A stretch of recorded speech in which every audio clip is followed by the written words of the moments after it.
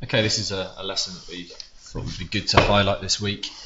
Good player, just wants to lower his ball flight a little, tends to hit the ball really quite high. Club path is a little bit out to in, swing plane 8 degrees out, and yeah, tends to hit a baby fade when he's on point, which he was here today. When it not quite on point, tends to turn into a bit of a bigger fade stroke slice, certainly with the longer sticks, or can turn into a bit of a flat out pull which goes 20 yards longer. How I saw the main issue for Dan really today was kind of where he is at the top of the swing. He's tending to overextend, certainly in the upper half of the spine, gets the club a little bit across the line.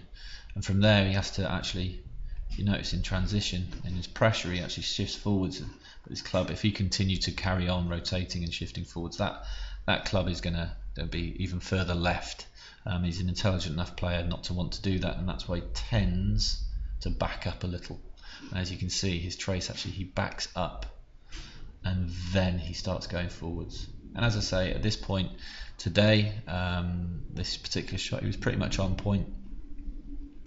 He still went high, but he timed it well enough. As I say, path was a little bit out to in, and the face was open to that path, and he hit a little baby fade, and it was a pretty nice shot. But as you can see by the overall ball flight, you can see how high that ball climbs, and it goes off the scale. Now anyone who uses TrackMan would know that that's quite high. So that was what, and this was how we kind of worked into to work the fix, and certainly something that we can work further forward with over the next couple of sessions I see him. And really for me, how I saw it was to get that extension at the top of the swing reduced, which would reduce the club being across the line.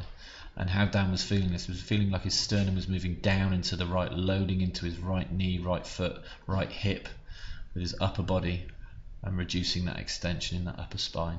And you can see now that the club is in a slightly different place, and much easier to deliver the club on a bit of a straighter line, reducing the necessity to back up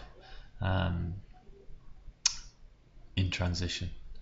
And now what you can see is as Dan swings down, he actually shifts forwards and he doesn't stop.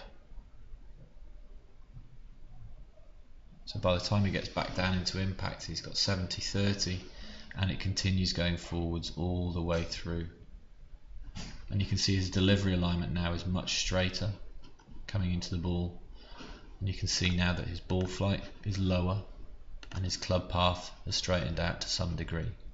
Also his spin loft has been reduced. One of the other complaints that he had with the ball spins too much, certainly in the windier conditions. So you can see that overall the improvement of where he is at impact by feeling his pressure and his weight shifting for longer into impact has made a dramatic impact in ball flight, club data, and spin data as well, and ball data. It's important to highlight that it wasn't just what he was feeling in his feet. His hips were going further forward and he was translating back less. Still translates back some, but his sternum is still in the same place. And when you look at before, now you can see what the after trace is like. You can see why the ball flight was tending to be high. He wasn't really getting forward enough. He was translating back, his sternum was moving further back, and his left wrist would tend, when he doesn't quite time it, if he doesn't quite get enough forward, you can see here 50-50 at impact, whereas now at impact 70-30, which is much better. And I think moving forward with Dan, we would look to maybe get that a little bit further and reduce the amount of need to translate backwards. But for the time being, I think the simple improvement of just having one feel for the backswing has helped him create place in his swing to now deliver the club a lot straighter, so having no need to back up and have that kind of like double shift, if you like, in his pressure. It's now just more linear, direct through the ball, lower ball flight, and some better club data as well. Hope you enjoyed it. Cheers, bye bye.